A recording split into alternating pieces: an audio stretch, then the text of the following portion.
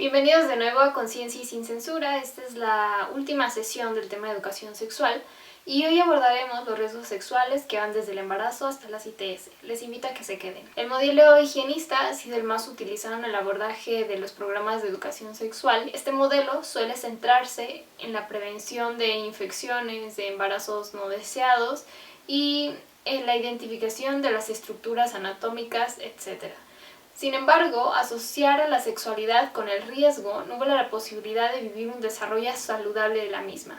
Y aunque el tema de los embarazos no deseados y las ITS deben ser abordados sí o sí por presentar números alarmantes en las estadísticas, el hecho de que no se han podido disminuir a pesar del acceso a la información nos permite dar cuenta que no es el conocimiento la verdadera carencia, sino otro tipo de herramientas. Una gran problemática se encuentra en la percepción del riesgo que tienen los adolescentes, primordialmente acerca de las infecciones de transmisión sexual, ya que sigue emergiendo la creencia de que existen grupos de riesgo, en donde se señala a la prostitución, a los hombres homosexuales o a las personas toxicomaníacas de manera muy específica. En consecuencia, si no se asumen como sujetos de riesgo, no incorporan medidas de prevención y de cuidado. El preservativo, por ejemplo, es el método predilecto de las personas jóvenes por ser muy eficaz en evitar riesgos. Sin embargo, quienes lo utilizan rara vez lo hacen con la intención de evitar una ITS, sino más bien de prevenir un embarazo no deseado.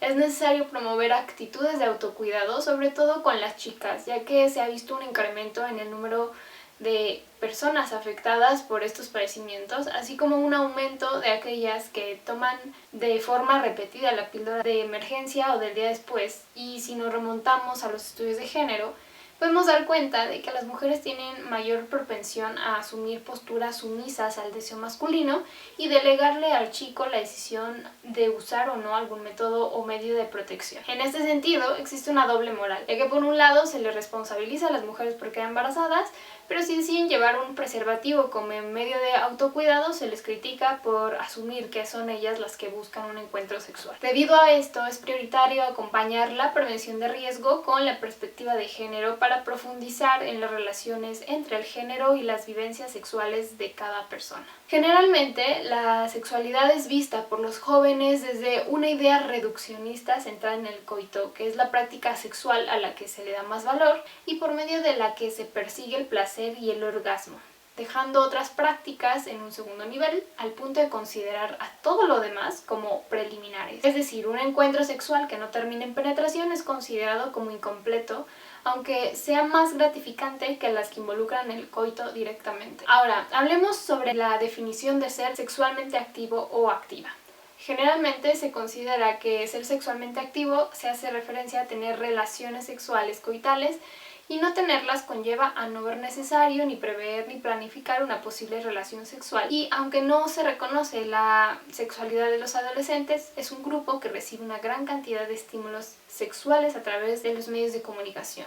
Considerar a una persona sexualmente activa es un aspecto muy condicionado por los estereotipos de género. Si una mujer lo es, cuando no tiene una pareja reconocida, se le consideran promiscua y eso no siempre la vuelve deseable a otros hombres. En contraste, cuando un chico expresa su deseo, que se presupone como un fuerte impulso sexual, es muy lícito. Esta dicotomía perpetúa el papel activo del chico y pasivo de la chica, justificando una mayor necesidad sexual por parte de los hombres que de las mujeres, con lo cual se pueden defender las agresiones sexuales en los que la mujer se le tilda de provocadora como si ellas fueran quienes incitan la violencia sexual y los hombres solo fueran víctimas de sus impulsos. Aunado a esto, siguen existiendo creencias que entorpecen poner en práctica medidas de protección durante una relación sexual, por considerar que el sexo debe ser espontáneo y porque planificar el uso de un anticonceptivo rompería esta espontaneidad deseada y por lo tanto el placer. También existen concepciones en torno a los beneficios que brinda la maternidad para ciertos contextos, lo que puede orientar acciones que van en contra de evitar un embarazo. En cuanto a la percepción del riesgo, es común que durante la adolescencia se viva en el presente, sin tener mucho en cuenta las consecuencias de los propios actos. Sin embargo, sí existen variaciones entre los riesgos que perciben las chicas a diferencia de los chicos. Las chicas con más experiencia suelen asumir más medidas preventivas tanto para embarazos como ITS. Mientras que a los chicos la experiencia no juega un papel muy relevante, ya que mientras más experiencia tienen, sin consecuencias perjudiciales, más es su falsa idea de seguridad que tienen, porque poseen una sensación de dominar la situación que va desde controlar su cuerpo, es decir, la eyaculación, hasta la de transmitir alguna enfermedad. De manera general, los chicos y las chicas tienen la idea de que una persona con buena apariencia no tiene alguna enfermedad, o por el hecho de sentir amor o cariño por esa persona, no será posible que ésta les contagie, lo cual es completamente falso. Prueba de esto se encuentra en revisar que los datos muestran que las personas con mayor contagio de VIH son mujeres casadas. Otro tema que es necesario es el de las creencias de las relaciones afectivas. Existe una gran variedad de formas de entender qué es una relación de pareja y qué valores van a ser importantes que se den dentro de ella, en donde las necesidades y deseos de cada uno de sus miembros van a jugar un papel muy importante. Sin embargo, eso no significa que sean las más saludables. Un ejemplo de esto puede ser el mito del amor romántico, que demanda exclusividad, posesión, entrega incondicional y anteposición de los deseos de la otra persona por encima de los propios.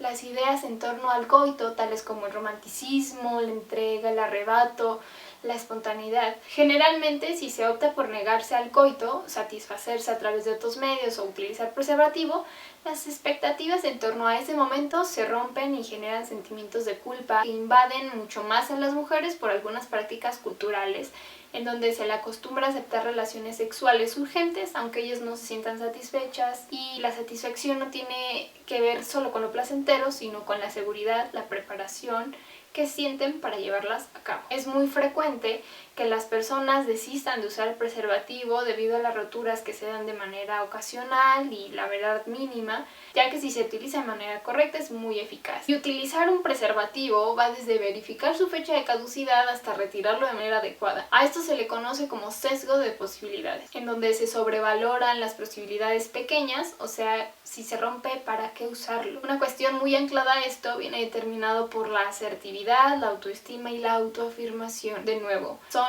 más comúnmente ausentes en las chicas, en donde no se perciben como personas con necesidades propias, como resultado de la creencia del amor romántico que ya hemos mencionado antes, que demanda el cumplimiento de las necesidades del otro y a su vez un miedo de ser considerada promiscua por expresar los propios deseos sexuales, que incluyen el método de protección que prefiere utilizar. En la adolescencia, el grupo de iguales es sumamente importante, ya que significa una vía de afirmación de identidad y una fuente de información no siempre confiable, pero de ahí que se establezcan ritmos, tiempos y formas de vivir esa etapa en la que se transita hacia la adultez, y en muchos casos tener la primera relación sexual coital, en el caso de las parejas heterosexuales, es muy importante para entrar en el mundo de las prácticas adultas. Pero es necesario siempre aislarnos de la presión y hacerlo en el momento en el que nos creamos más preparados, más cómodos, informados y correspondidos. Otro factor que influye en la protección es el uso de sustancias como alcohol y drogas, que al consumir restan la conciencia, la realidad y por lo tanto la capacidad de autocontrol, incluidos los riesgos sexuales. Ahora bien, la falta de espacios íntimos puede dar lugar a relaciones apresuradas, en donde se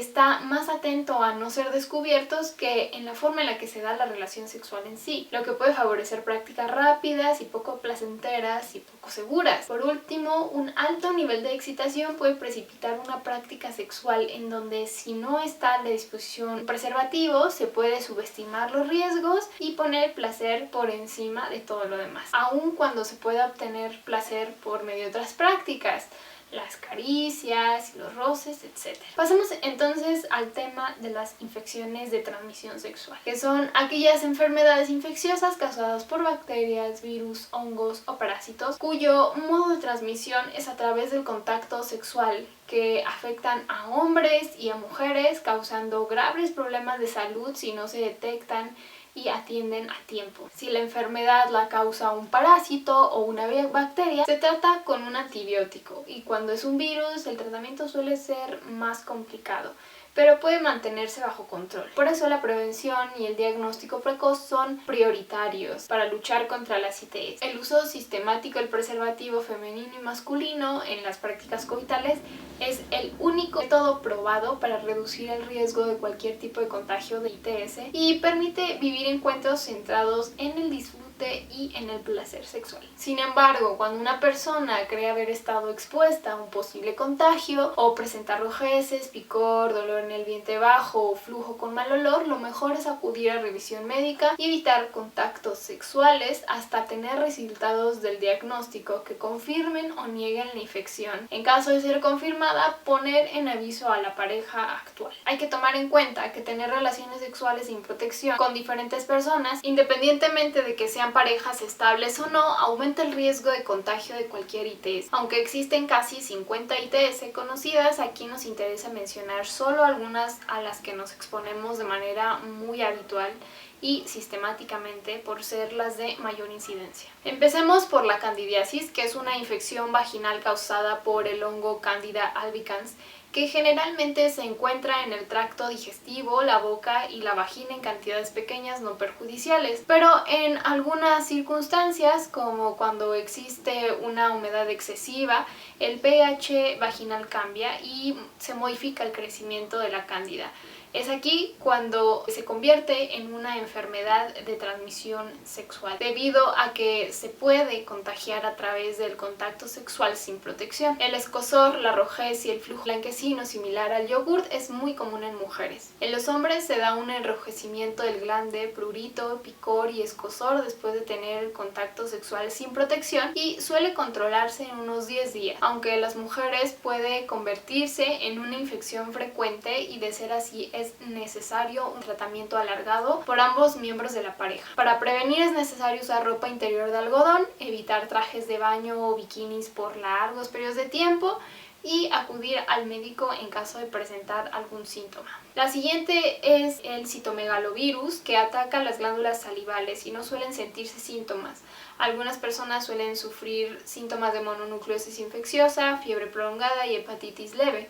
La infección puede ser grave cuando se transmite a fetos o a personas inmunodeprimidas por el VIH o alguna enfermedad que comprometa al sistema inmune. El virus permanece en el organismo de forma latente y puede manifestarse al darse las condiciones propicias, como una baja en las defensas. Se transmite a través del contacto con los fluidos de personas y si no se tienen mecanismos de higiene y protección necesarias y mínimas. El tratamiento consiste en la prescripción de antivirales específicos que ayudan a controlar la infección, pero no a eliminarla por completo. Es fácil de prevenir manteniendo buenos hábitos de higiene y al tener contacto con cualquier fluido. El uso de preservativo masculino o femenino es crucial para evitar. La clamidia es una enfermedad bastante común causada por la clamidia trachomatis y puede causar complicaciones graves en la mujer, sobre todo, y no presenta síntomas o incluso pueden aparecer semanas después. Se transmite vía vaginal, anal u oral e incluso puede pasarse al ojo al tocarlo con la mano o con alguna parte del cuerpo humedecida por secreciones infectadas. Algunos síntomas pueden ser flujo vaginal anormal, sangrado entre periodos menstruales, sensación de ardor al orinar, dolor en la parte baja del vientre, náuseas y fiebre. La infección puede expandirse al cuello del útero y causar problemas de infertilidad. Los hombres pueden presentar una secreción en el pene, una sensación de ardor al orinar o cierto picor alrededor de la salida de la uretra. Para evitarla es necesario utilizar preservativo en penetraciones anales, vaginales y en el sexo oral, así como visitar periódicamente al médico. Por su parte, la gonorrea es causada por la bacteria Neisseria gonorrheae, que crece fácilmente en áreas tibias y humedecidas de la zona genital, al igual que en la boca, garganta, ojos y ano. Se transmite por contacto con alguna de estas partes infectadas y no es necesario que haya eyaculación para transmitirla o contraerla. Las mujeres no suelen tener síntomas, pero al darse es visible un aumento en el flujo vaginal, una hemorragia vaginal entre menstruaciones y la sensación de dolor al orinar. Sin tratamiento puede derivar en una enfermedad inflamatoria pélvica. En hombres puede ocasionar una secreción blanca, amarilla o verde del pene, un ardor al orinar y dolor testicular. así como puede derivar en la infertilidad por infección en el epididymo. La utilización de preservativos sigue siendo primordial, así como las revisiones médicas periódicas. Respecto a la hepatitis B, pueden ser causados por virus, bacterias, alcohol y fármacos, pero es solo considerada como ITS cuando la causa el virus de hepatitis B o D, porque es posible encontrarla en flujos corporales como el semen, fluidos vaginales, sangre, saliva, sudor y lágrimas, aunque solo en la sangre y en los fluidos sexuales hay una cantidad suficiente para contagiar. En casos raros se puede transmitir el virus de la hepatitis C, que solo se encuentra en sangre. La persona afectada puede llegar a desarrollar cirrosis o cáncer de hígado. Los síntomas aparecen de 1 a 6 meses luego del momento de la infección y puede aparecer ictericia, fiebre baja, pérdida de apetito, fatiga, dolores musculares y articulares, así como náuseas y vómitos. A veces es asintomática. Se transmite a través del contacto con secreciones sexuales o sangre de una persona portadora que tenga o no síntomas, ya que el virus no desaparece del cuerpo. Existen tratamientos para controlar la progresión de la enfermedad y de nuevo es necesario el uso de preservativos porque cuentan con una eficacia del 90 al 95%. El herpes genital lo causa el tipo 1 y 2 del virus del herpes simplex.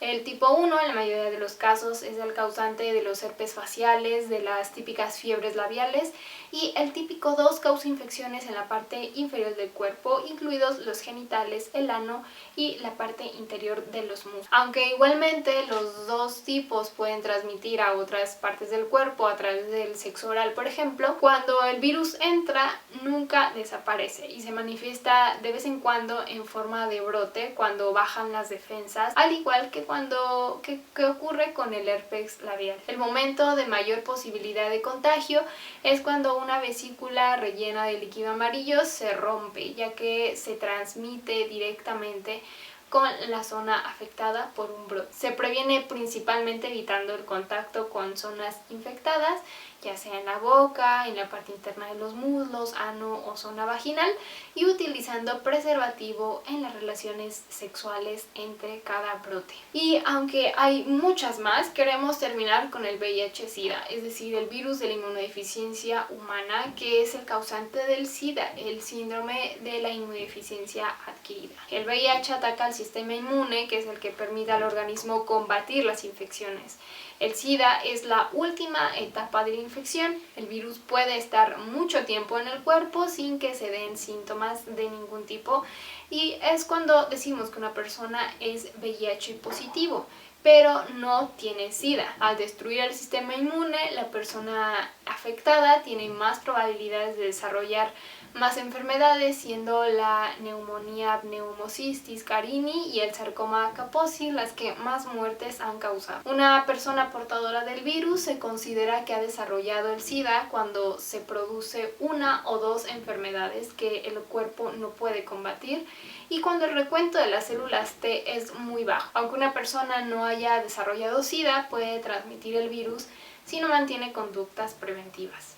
Se controla mediante retrovirales mismos que consiguen retrasar la aparición de la enfermedad y solo algunos fluidos corporales contienen una cantidad de virus suficiente como para transmitirlos. Los fluidos vaginales, el semen, la sangre y la leche materna son algunos de ellos. La saliva, las lágrimas y el sudor no contienen la cantidad suficiente para que se produzca un contagio. En cuanto a la transmisión, se identifican 3 vías: la sexual, la parental y la vertical. La sexual se da manteniendo relaciones con una persona infectada sin preservativos mediante el sexo oral y con más alto riesgo si hay una ingestión del semen o su retención en la boca. La vía parental consiste en tener contacto con sangre infectada, compartiendo jeringas, cuchillas de afectar, etc., con una persona portadora del VIH, y la vía vertical es aquella que se da mediante el hijo y madre. Una madre portadora puede transmitirlo al feto, así como al darle leche materna. Entonces, besar, abrazar, masajear, compartir espacios y actividades con una persona portadora del virus o con la enfermedad desarrollada no implica riesgo de contagio. Para evitar padecer esta enfermedad es necesario mantener relaciones sexuales seguras en las que se proteja el coito anal, vaginal e igualmente utilizar preservativo en la práctica del sexo oral con una persona. Para esto existen láminas de látex para practicar sexo oral a una vulva y si no se dispone de ellas se puede cortar un preservativo y sirve de la misma manera. Aquí colocaré una imagen. Como podemos ver, la mayoría de las ITS son prevenibles y asumimos prácticas protegidas. La siguiente tabla explica el nivel de riesgo que tienen las distintas prácticas sexuales. Finalmente hablaremos sobre los métodos de protección y para hacerlo debemos empezar diciendo que aunque existen una gama muy amplia de métodos anticonceptivos, no son tantos los métodos de protección ante ITS. De hecho, solamente disponemos de dos, el preservativo femenino y el masculino, ya que protegen contra embarazos y contra ITS. Es necesario considerar la fiabilidad del método de protección, su accesibilidad, su inocuidad, que sea aceptado por la pareja y que sea asequible económicamente. Como primer método tenemos al preservativo masculino o condón. Es una funda de látex o poliuretano que se coloca en el pene en estado de erección.